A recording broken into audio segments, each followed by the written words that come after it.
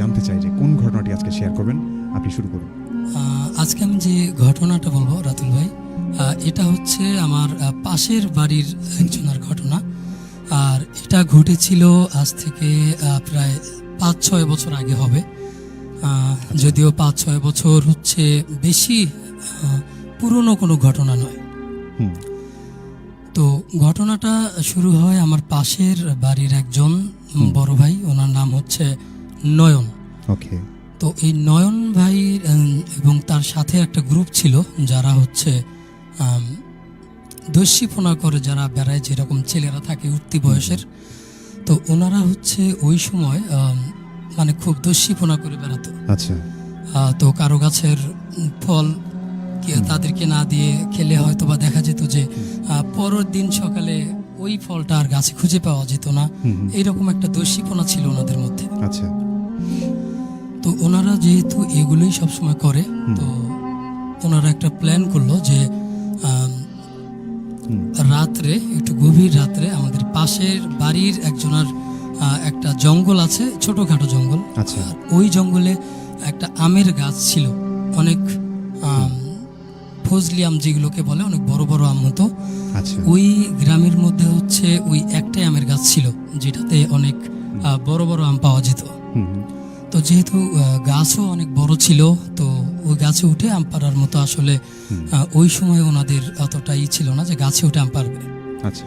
তো এই জন্য ওই আমাদের ওই নয়ন ভাই এবং তার সাথে আরো দুইজন, শাওন ভাই এবং ইব্রাহিম ভাইকে বলে রাখে যে আজকে রাত্রে আমরা ওই আম গাছ তলায় যাব এবং ওখানে যে আমগুলো পড়বে, যেহেতু গাছে ওঠা সম্ভব নয়, তো ওই আমগুলো হচ্ছে তারা যেগুলো নিচে পড়বে ওগুলো কুড়িয়ে নিয়ে আসবে আর কি। আচ্ছা। তো যার গাছ উনি আবার কিন্তু সব সময় পাহারায় রাখেন যে তার গাছের আম যেন অন্য কেউ না নিতে পারে। মানে যে আমগুলো মাটিতে পড়তো সেই আম সহ উনি কিন্তু নিয়ে যেতেন। তো ওই দিন রাত্রে ওনাদের যাওয়ার কথা ছিল। তো যেহেতু গ্রামের ছেলে পেলে, আর ওনাদের টাইম জ্ঞানটা অতটা ছিল না যে আমরা কয়টার সময় যাব। আচ্ছা। তো আনুমানিক রাত 2টা-3টার দিকে হবে।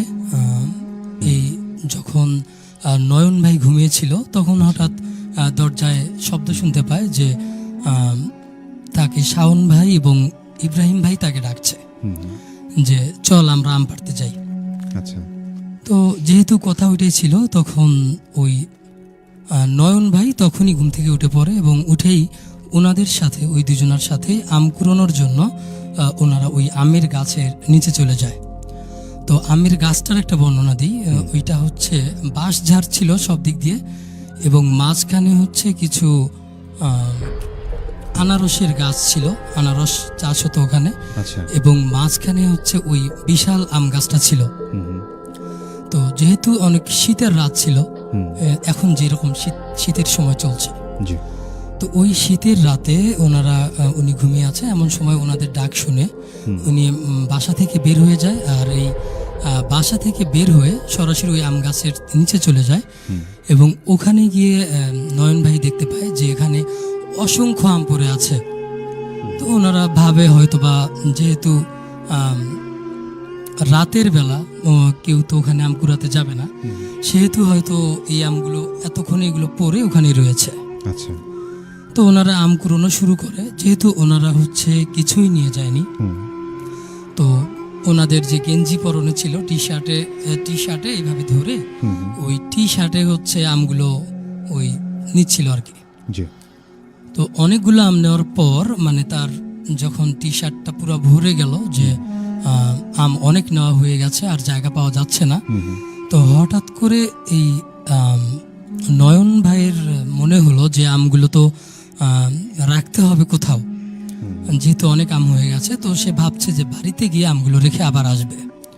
তো উনি বাড়িতে যখন আর রাখতে যায়, তখন ওই যে দুজন সাথে ছিল, নয়ন ভাই, ইব্রাহিম ভাই আর হচ্ছে শাওন ভাই, ওনারা বলে যে না, আম বাড়িতে রাখার দরকার নাই, এখানেই সাইডে কোথাও রাখো। আম বেশি করে কুড়ানো হলে তখন একসাথে সব নিয়ে আমরা ফিরে যাব একবারে। তো যেহেতু রাত তখন গভীর, এদিকে নয়ন ভাইয়ের মা খেয়াল করলো যে নয়ন ভাই বিছানায় নেই। তো নয়ন ভাই যেহেতু হয়তোবা ভাবলো ও হয়তো বাইরে গেছে বা বাথরুমে গেছে, এরকম ভাবার পরও যখন প্রায় আধা ঘন্টা কেটে গেল এবং তখনও নয়ন ভাই কিন্তু রুমে ফেরেনি, এই জন্য সঙ্গে সঙ্গে নয়ন ভাইয়ের মা উঠে পড়ে যে নয়ন ভাই কোথায় গেল, কয়েকটা ডাক দেয় কিন্তু কোনো সাড়া না পেয়ে নয়ন ভাইয়ের মা তখন আচ্ছা বেরিয়ে পড়ে যে কোথায় গেল নয়ন। আচ্ছা তো হাতে একটা টর্চ লাইট নিয়ে উনি বেরিয়ে পড়েন এবং খুঁজতে থাকেন যে আশেপাশে কোথাও গেল কিনা। তো যখন আশেপাশে কোথাও খুঁজে পাওয়া যাচ্ছিল না, তখন উনি হচ্ছে নয়ন ভাইয়ের বাবাকে ডেকে তুলেন এবং মোটামুটি একটা শোরগোল শুরু হয়ে যায়, চিল্লাচিল্লি শুরু হয়ে যায় যে নয়ন ভাই কোথায় গেল। তো ওনাদের চিৎকার শুনে আমরাও আশেপাশের যারা বাড়িতে লোকজন ছিল সবাই বের হয়ে আসে বাহিরে, এবং বের হওয়ার পর আশেপাশের যে জঙ্গলগুলো ছিল আমরা ভাবলাম হয়তো বা কারো গাছে, ওনারা যেহেতু সবসময় এগুলো করে, সবাই জানতো যে ওরা এই কাজগুলো করে, হয়তো বা কারো গাছে কিছু পারতে গেছে। তো ডাকার পরেও যখন ওনার আসলে কোনো সারা শব্দ পাওয়া যাচ্ছিল না, তখন আশেপাশের 5-10 জন বাড়ির মানুষ যখন ডাকাডাকি শুরু করে, তখন কিন্তু একটা এত রাতে চিৎকার চেঁচামেচি শুনে আশেপাশের আরো লোকজন বেরিয়ে আসে, যেহেতু রাতের শব্দ অনেক বেশি শোনা যায় দূর থেকেও। তো তারপর সবাই মিলে তাদেরকে খুঁজতে শুরু করে এবং এই চিৎকার আসলে নয়ন ভাই কিন্তু ওই আম গাছের নিচ থেকে শুনতে পায়। তো তখন সবাই মিলে ওই খুঁজতে খুঁজতে আম গাছের দিকেই চলে যায় এবং গিয়ে দেখা যায় যে নয়ন ভাই তার টি শার্টের ভাঁজ করে অনেকগুলো কিছু একটা রেখে ওখানে দাঁড়িয়ে রয়েছে এবং তিনি একা একা কারোর সাথে কথা বলছে। মানে একা একা ওখানে এক সাইডে কথা বলছে। হ্যাঁ, এক সাইডে কারোর সাথে কথা বলছে। দেখে মনে হচ্ছে যে উনি হয়তো পরিচিত কারোর সাথে কথা বলছে, এরকম মনে হচ্ছিল। ওকে। তো তারপর যখন নয়ন ভাইয়ের মা দৌড়ে গিয়ে ধরে এবং নয়ন ভাইকে বলে, কিরে তুই এখানে কেন? তখন নয়ন ভাই এমনভাবে মানে একটা রিয়াক্ট করে যেন উনি হচ্ছে একটা ঘোরের মধ্যে এতক্ষণ ছিল। তো ঘোরের মধ্যে ছিল বলতে উনি যে এতক্ষণ আম কুড়োচ্ছিল ওখানে এবং ওনার সাথে আরো 2 জন আছে, এই ব্যাপারটা যেন উনি হঠাৎ করেই ভুলে গেলেন এবং বললেন যে আমি এখানে কেন। তখন সবাই তাকে ধরাধরি করে আম গাছ তলা থেকে নিয়ে গেল। আচ্ছা। এবং যাওয়ার পর ওখানে যখন জিজ্ঞেস করা হলো তাকে যে তুই একা একা আম গাছের নিচে কি করছিস, তখন তিনি বললেন যে আমি তো একা আসিনি এখানে, আমার সাথে ইব্রাহিম, তারপর শাওন, ওরাও এসেছে। তো বললো ওরা কোথায়? তো ওরা বললো যে আমার সাথে তো ওরাও আম কুড়াচ্ছিল, ওরা তো ওখানে দেখতে পাচ্ছি না এখন। তারপর রাতুল ভাই যখন সবাই খেয়াল করলো ওনাকে যে ওনার কতগুলো আম পেয়েছে, দেখি কোথায় আম, দেখলো যে ওনার টি শার্টে গিট দিয়ে যে আমগুলো উনি ওখানে রেখেছিলেন, এখানে আসলে কোনো আমই ছিল না। আচ্ছা আচ্ছা। ওখানে মাটি কেটে রাখা কিছু মাটির অংশ ছিল যেগুলো উনি আম মনে করে ওনার এই টি শার্টে জড়ো করতে। মাটির ঢিল ছিল? হ্যাঁ, মাটির ঢিল ছিল। আচ্ছা আচ্ছা। এই মাটির ঢিলগুলো উনি এতক্ষণ ওনার টি শার্টে আম মনে করে রেখে দিয়েছিল। আচ্ছা আচ্ছা। তো উনি এগুলো দেখে অবাক, বললো যে আমি তো অনেক আম কুড়ালাম, তো আমগুলো কোথায় গেল? তো এমন সময় এই চিৎকার চেঁচামেচি শুনে ওখানে আবার ওই ইব্রাহিম ভাই আর শাওন ভাই, ওনাদের ফ্যামিলি, ওনারাও চলে আসে এবং বলে যে আমরা তো আসলে ওখানে যাইনি, আমরা কেবল চিৎকার শুনে উঠে আসলাম। তারপর উনি তখন ভয় পেয়ে যায় এবং ওখানে জ্ঞান হারিয়ে ফেলে। তারপর ব্যাপারটা আসলে কয়েকদিন মানুষের মুখে মুখে ঘুরলেও পরবর্তীতে কিন্তু সবার মুখ থেকে এটা চলে যায় এবং ওই ঘটনাটা কিছুদিনের মধ্যে মানুষ ভুলেও যায়। সবাই ভাবে হয়তো বা যেহেতু ওনাদের আগে থেকেই এটা পরিকল্পনা ছিল যে ওনারা আম পারবে ওখান থেকে, এই জন্য হয়তো বা ওই নয়ন ভাই ওই ঘুমের ঘুরে ওখানে চলে গেছিল। আচ্ছা। তো এই ঘটনার কিছুদিন পর, মানে যখন সবাই প্রায় ভুলেই গেল ঘটনাগুলো, তখন কিছুদিন পর আরেকটা ঘটনা ঘটলো। আচ্ছা। এই আমের গাছকে কেন্দ্র করে এই ঘটনাটা, আমাদের ওই এলাকায় একটা চোর ছিল, আমি চোরটার নাম বলছি না, মানে উনি হচ্ছে ছোটখাটো জিনিস চুরি করতে করতেই এক সময় ওনার চুরিটা পেশা হয়ে যায়। আচ্ছা। তো উনি হচ্ছে ওই হঠাৎ করে একদিন তাকে ওই আম গাছের নিচে সকালবেলা সবাই আবিষ্কার করলো যে উনি ওখানে পড়ে আছেন।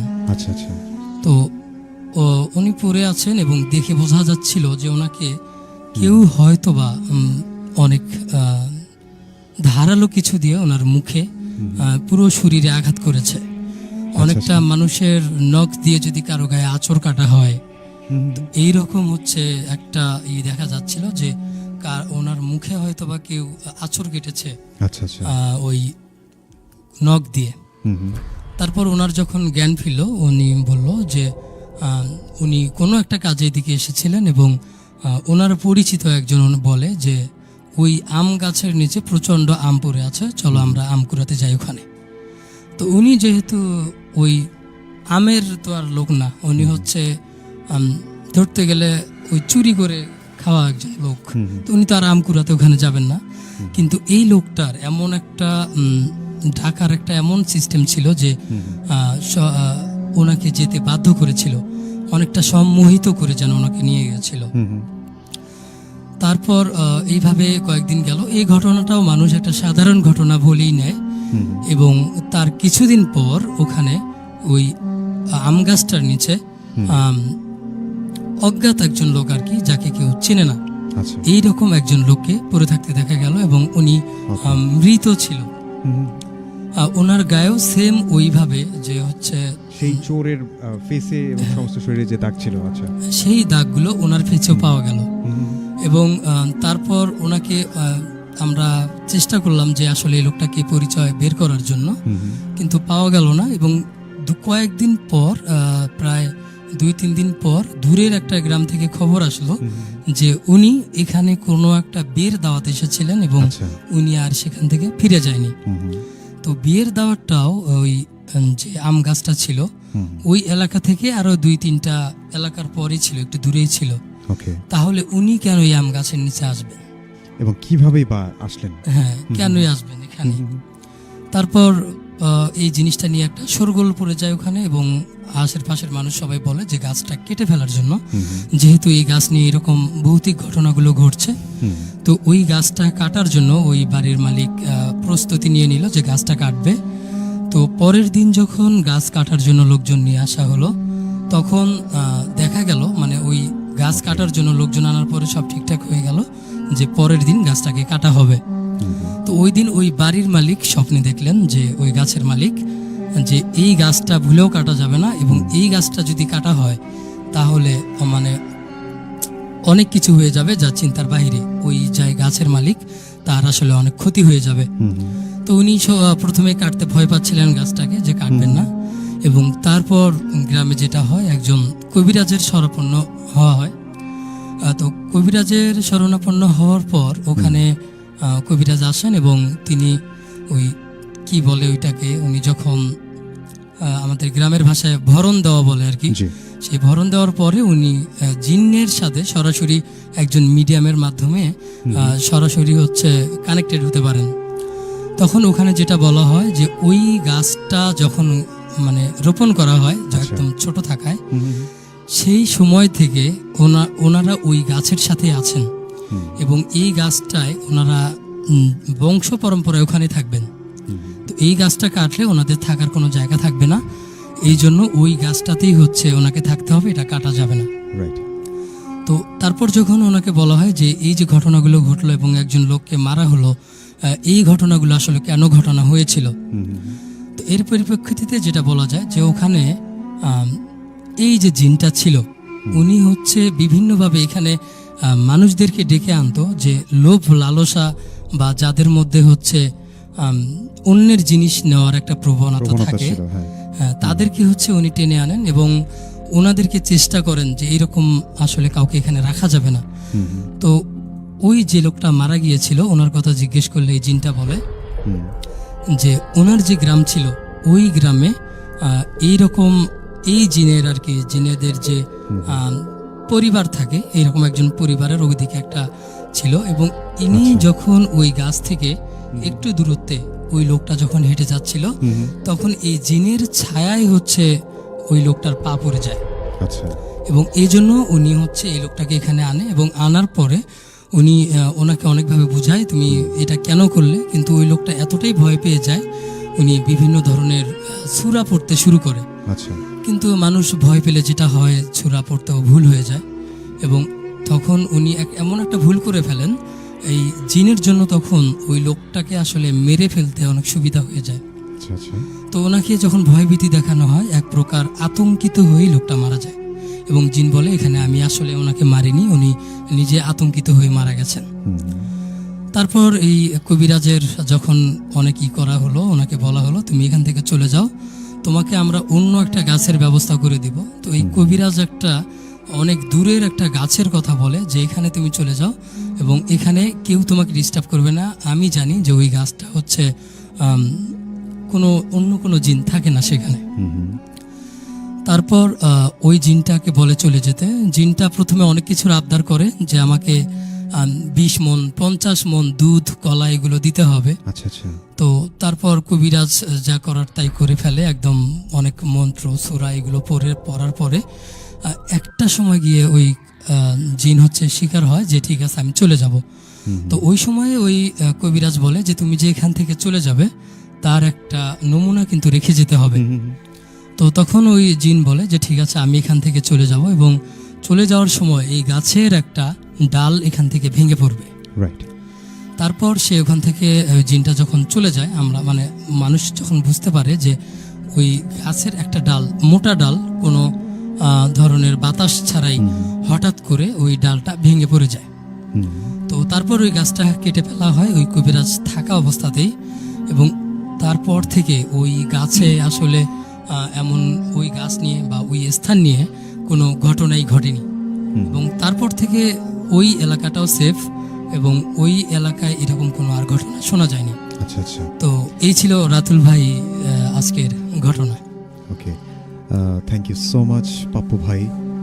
স্পেশাল এপিসোডে স্পেশাল একটা ঘটনা শেয়ার করলেন। স্পেশাল বলতে ভৌতিক ঘটনা সবগুলোই আসলে স্পেশাল, কিন্তু তার মধ্যে থেকেও বাছাইকৃত ঘটনা। এবং এই ঘটনাটি কেমন লাগলো আপনাদের? যেহেতু এখন শীতকাল চলছে, আমের সিজন না, কিন্তু তারপরও যে গ্রীষ্মকালীন একটা অনুভব এবং সেই আম কুড়োনোর যে একটা স্মৃতি মানুষের ভেতরে থাকে, যে একটা ভালো লাগা, যে আমের সময় হলে হুট করে দেখা গেল যে ধূপ করে একটা আম মাটিতে পড়লো, এবং সেটা কুড়ানোর জন্য যে সবার ভেতরে একটা প্রতিযোগিতা, সেই অনুভূতিটা যেমন কাজ করলো, এর পাশাপাশি এমন কিছু দুরন্তপনার শৈশবের কিছু স্মৃতি মনে পড়ে গেল, যেখানে স্থানীয় কয়েকজন ছেলে রাত্রেবেলা আম পাড়ার জন্য সেখানে যায় এবং সেখানে গিয়ে একটি ভৌতিক ঘটনার সম্মুখীন হন, এবং যার পরিণতি ছিল শেষটা খুবই আসলে করুণ। তো যাই হোক, আপনাদের কার কাছে কেমন লেগেছে এই ঘটনাটি আমাদেরকে কমেন্টের মাধ্যমে আপনারা জানাতে পারেন। এবং এই মুহূর্তে লাইভে আছি, আমাদের লাইভে কমেন্ট বক্সে আপনাদের মতামত জানাতে পারেন। দেখতে পাচ্ছি আমাদের সাথে ছিলেন রোহান ইসলাম, লিখেছিলেন আমাদেরকে শাহপরান।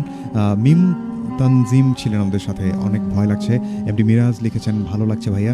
সাঘাটা থেকে জয় সরকার ছিলেন আমাদের সাথে ছিলেন মাকসুদুর রহমান ভাইয়া, যুক্ত হলাম অনেকদিন পর, লিখেছিলেন আমাদেরকে এমডি রিফাত। কেমন আছেন রাতুল ভাই? মোহাম্মদ সোয়াইব ইসলাম লিখেছেন ভূতবেলা মানেই রাতুল ভাই। আচ্ছা, আচ্ছা, রাতুল ভাই মানেই ভূতবেলা।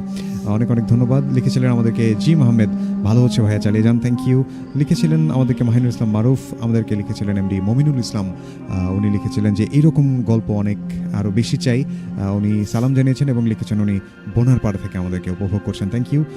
ভাইয়া, এটা কি বছরের শেষ ভূতবেলা কিনা? জি অবশ্যই, 2025 সালে আপনাদের সাথে আর ভূতবেলা নিয়ে দেখা হচ্ছে না। অলি ভাই এই কমেন্টটি করেছিলেন। লিখেছিলেন আমাদেরকে মোহাম্মদ সোয়াইব ইসলাম, পাপ্পু ভাইয়ের ঘটনাটা অনেক ভালো লেগেছে। পাপ্পু ভাইয়ের ঘটনাগুলো বলার ধরন এবং ওনার ঘটনা শুনে শিহরিত হয়েছে, অনেক অনেক ধন্যবাদ। রোহান ইসলাম লিখেছিলেন যে চালিয়ে যান, শেষ পর্যন্ত সাথে আছি। লিখেছিলেন মোহাম্মদ আদনান মিয়া, খুব ভালো লেগেছে। ঢাকা থেকে শুনছেন আমাদেরকে মোহাম্মদ শিহাব, আমাদের সাথে লিখেছিলেন যে জান্নাতি আক্তার। আচ্ছা, আচ্ছা, ঘটনা বলার ধরনটা অনেক ভয়ঙ্কর ছিল, থ্যাংক ইউ সো মাচ জান্নাতি। লিখেছিলেন আমাদেরকে এমডি আবির, ভালো লেগেছে। তো যাই হোক, আমি আসলে আর কথা বাড়তে চাই না, যেহেতু স্পেশাল এপিসোড, কথার চেয়ে ঘটনা বেশি আপনাদেরকে শোনাতে চাই। তো এই মুহূর্তে আমার হাতে বরকত ভাইয়ের মেইলটি রয়েছে। দীর্ঘদিন পর বরকত ভাইয়ের মেইল আমরা পেলাম, এবং যাই হোক, উনি যেভাবে লিখেছেন আর কি, আমি ঠিক সেভাবে আপনাদেরকে পড়ে শোনানোর চেষ্টা করছি।